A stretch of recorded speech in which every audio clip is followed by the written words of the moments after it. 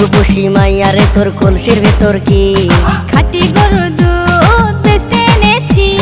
দে না একটু খাই, দামটা আগে চাই, আর দে না একটু খাই।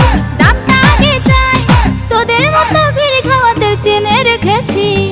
ও রূপসী মাইয়ারে তোর কলসির ভেতর কি খাঁটি গরুর দুধ বেচতে এনেছি। ও রূপসী মাইয়ারে তোর কলসির ভেতর কি খাঁটি গরুর দুধ বেচতে এনেছি।